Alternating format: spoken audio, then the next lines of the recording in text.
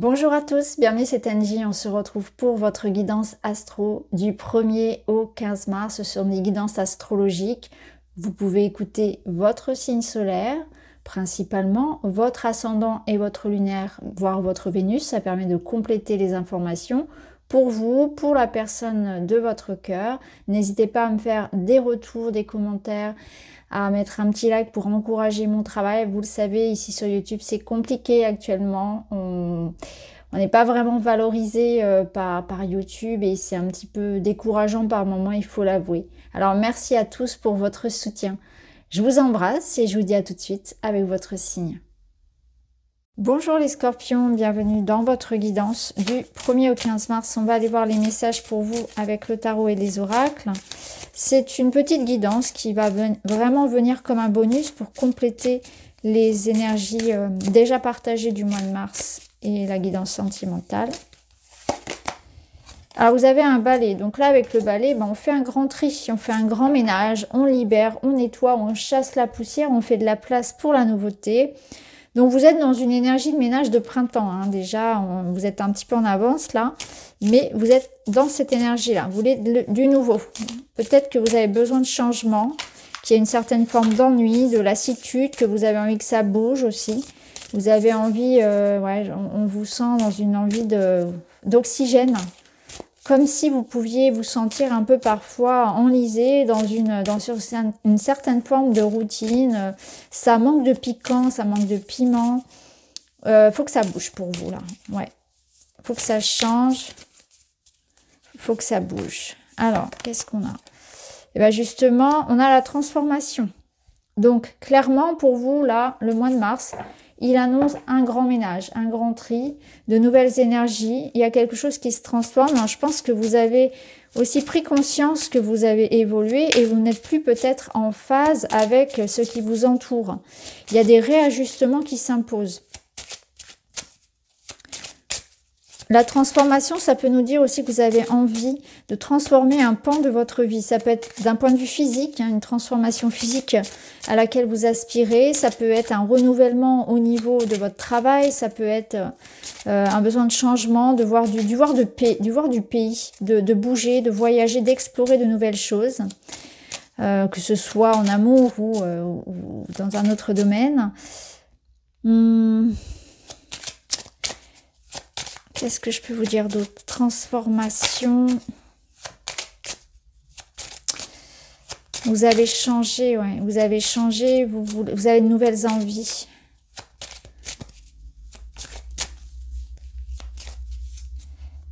Je pense aussi que là, on vous dit que dans une situation, il est peut-être important de savoir se réadapter, se réajuster, changer. Vous voyez, pas être trop fermé, s'enfermer dans des croyances et dans des schémas et ouvrir la porte à de la nouveauté. Vous voyez, on peut changer un petit peu sa routine quotidienne, on peut changer un petit peu ses habitudes, on peut tester des choses. C'est cette invitation-là aussi. Là, le talisman, il vous parle de protection. C'est une carte bonus dans l'oracle qui amène une énergie de protection sur tous les changements. Et si vous souhaitez vraiment vous engager dans quelque chose d'envergure, de différent, là c'est le bon moment. On vous sent vraiment dans une énergie là où vous partez vers quelque chose, vous avez besoin que ça bouge.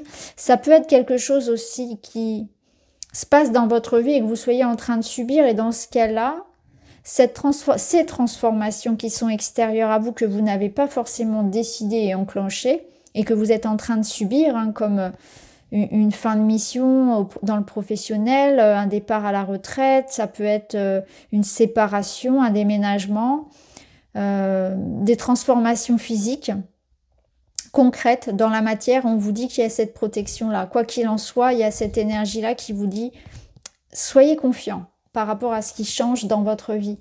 Soyez confiants par rapport aux décisions que vous prenez. »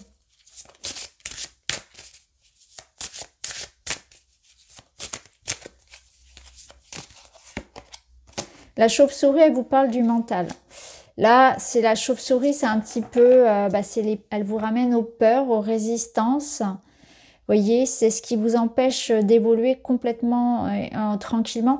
Là, la transformation, elle vous dit que la vie est faite de cycles et que justement, pour accueillir ce nouveau cycle, c'est important de faire le deuil peut-être, d'accepter.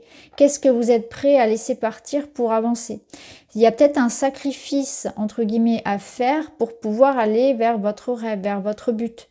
Qu'est-ce que vous êtes prêt jusqu'où est-ce que vous êtes prêt à aller dans l'engagement, dans les efforts, dans ce que vous devez laisser derrière pour pouvoir accéder à la nouveauté.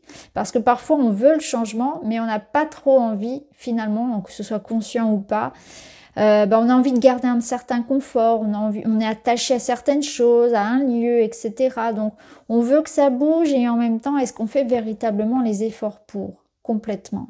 Est-ce qu'on est prêt? Est-ce qu'on est véritablement prêt? Est-ce qu'on est capable de mettre les peurs de côté? Alors les peurs, c'est important de les écouter parce que c'est quand même des garde-fous. Mais est-ce que vraiment il y a un si grand risque que ça? C'est voir, c'est un petit peu trier dans ce qui vient dans votre tête ici pour voir ce qu'il est bon d'écouter, la notion de sagesse et d'intuition, et puis ce qui au contraire vous ramène à l'énergie un petit peu du diable, dans le tarot j'entends, qui va vous ramener à vos attachements, à la peur, au matériel, vous voyez. Il y a cette notion-là de bien trier ce qui se passe dans votre tête, dans vos pensées, dans vos idées. Alors, on va voir avec le tarot.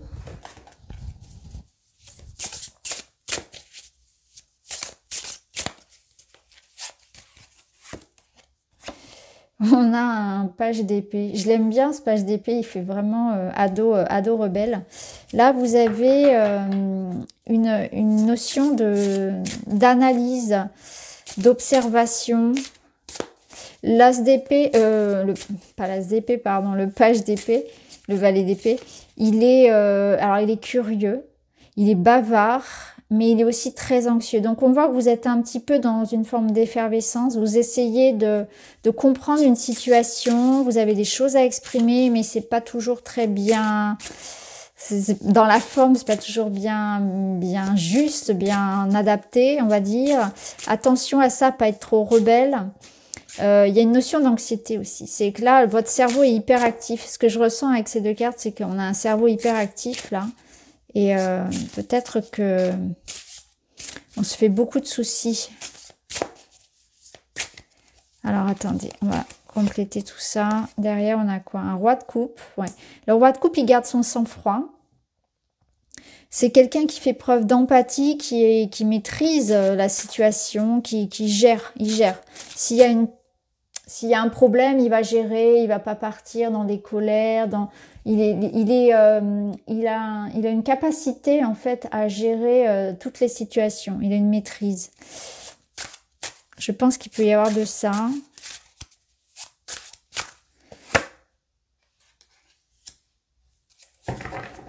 Et on a un cavalier de Pentacle qui vous appelle à la prudence. Ouais, c'est ça. C'est que là, on vous invite à pas vouloir, déjà à calmer votre mental, à calmer vos peurs et à prendre le temps de bien peser vos mots et ce que vous avez à dire.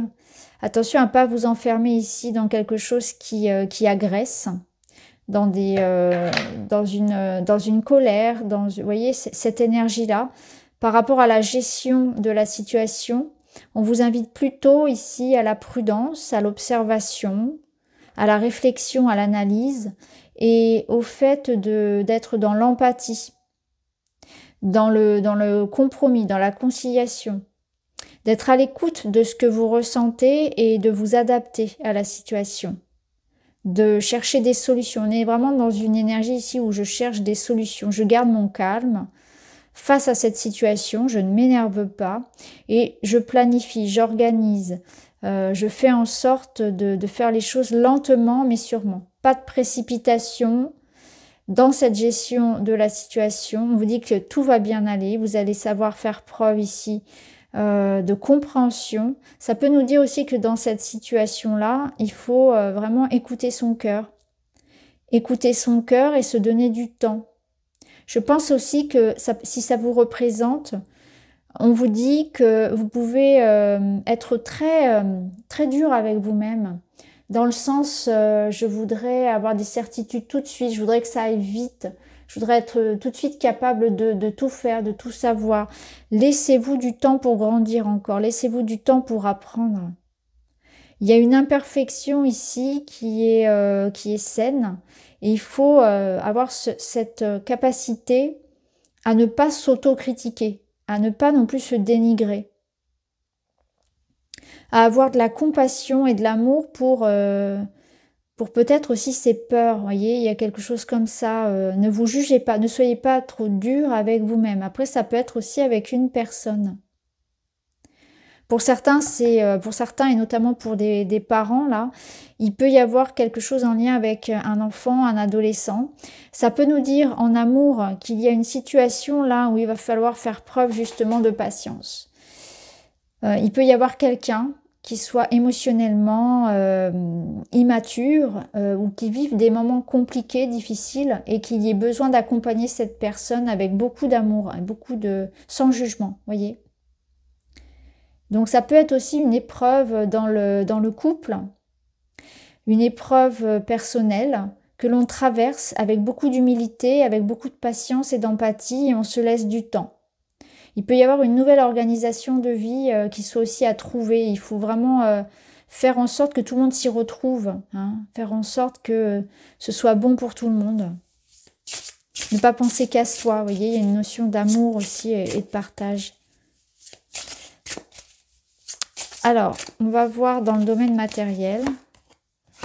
Dans le domaine matériel, vous avez la Lune. La Lune, elle vous dit qu'il y a certaines... c'est pas forcément le moment pour prendre des décisions importantes, qu'il y a certaines informations qui sont cachées, qu'il faut attendre, le soleil, hein, qui est la carte suivante. Il faut attendre encore un petit peu, voyez. Donc là, vous serez, je pense, un petit peu dans le brouillard, dans des incertitudes concernant quelque chose de concret, donc une rentrée d'argent, le professionnel, dans le quotidien, vous voyez, dans la vie du quotidien. On est un peu dans le brouillard. Il peut y avoir effectivement quelques peurs, voilà, des choses pas claires, voilà, des non-dits, de l'information qui passe pas, et des doutes et des peurs. Donc la Lune, elle vous invite pour le moment à faire preuve de patience, hein, à tenir bon pendant cette période, que ça ne réveille pas trop vos peurs. Je pense que là, il y a vraiment une notion de patience, hein, que les choses vont se décanter et que pour l'instant, c'est ainsi. Votre pouvoir, vous ne pouvez pas l'exercer sur l'extérieur. Donc ça ne sert à rien de vous rendre malade pour quelque chose que vous ne contrôlez pas. Donc faites preuve de patience pendant cette période-là. Attendez que les choses se tassent un petit peu. L'éclaircie va revenir en fait. Il vous manque des informations. Dans le domaine relationnel, vous avez un yes. Bon, on a un grand oui. Alors, je vais remettre une carte par-dessus parce que c'est une carte bonus. On a 7 d'épée. Là, je pense qu'on vous invite... Alors, le 7 d'épée, c'est une carte particulière. Elle veut dire beaucoup de choses. Donc, ça dépend un petit peu du contexte. Le 7 d'épée, ici, ça parle d'authenticité, ça parle de vérité, d'être soi, de ne pas fuir. Donc je pense que là, ça va être important de dire la vérité, d'être franc, même si on prend bien sûr le temps de peser ses mots. Les mots sont importants ici, surtout quand on a un page d'épée et surtout quand on a sur voie de coupe qui accompagne et qui conseille. Donc je pense que là, on vous dit que déjà, c'est important de dire ce que vous pensez réellement, de ne pas mentir. De ne pas mentir aux autres. Si vous ne voulez pas qu'on vous mente, voyez, donnez l'exemple. Il y a une notion là d'être authentique, de dire sa vérité. Il y a aussi la notion de ne pas fuir ses responsabilités. C'est-à-dire que s'il y a quelque chose à faire, à décider... il faut pas fuir. Là, il y a quelqu'un qui fuit un petit peu l'engagement ou ses responsabilités et ça vous ramène à ça. Ça vous dit attention à ne pas, à ne pas fuir un problème, à ne pas fuir le problème. Prenez-le au contraire à bras-le-corps. Ça peut nous parler que ce soit quelque chose d'extérieur à vous et on vous dit dans ce cas-là, vos ressentis étaient justes vis-à-vis de cette personne. Vous avez raison de vous en protéger. Donc si vous êtes, mais vraiment que si vous l'avez déjà dans votre tête, c'est-à-dire si vraiment vous avez un pressentiment, quelque chose que vous ne ressentez pas, hein, ou que vous sentez étrange par rapport à une certaine personne, un mauvais ressenti, et vous sentez le besoin de vous protéger de cette personne, que vous la sentez fausse, là on vous confirme que c'est le cas. Mais uniquement si c'est déjà finalement dans votre tête, si c'est quelque chose que vous ressentez, hein, ou que vous avez un mauvais ressenti par rapport à une situation ou une personne, on vous dit votre intuition est bonne. Attention, protégez-vous. Ce que je vous conseille, c'est de confirmer ces informations avec la guidance générale et la guidance sentimentale. Alors, on termine avec un petit message. Et vous avez le 1, j'expulse ma nervosité. Ben, c'est ça, c'est lui. La nervosité, là, on la ressent bien avec ce page d'épée. Il est très anxieux, il est hyperactif. Son cerveau n'arrête jamais, en fait, ça tourne en boucle.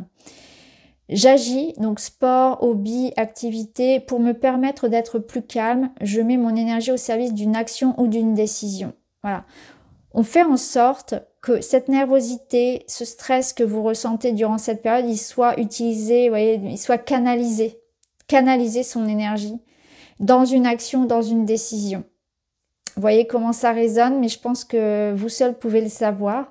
Je vous embrasse les scorpions et je vous dis à très vite.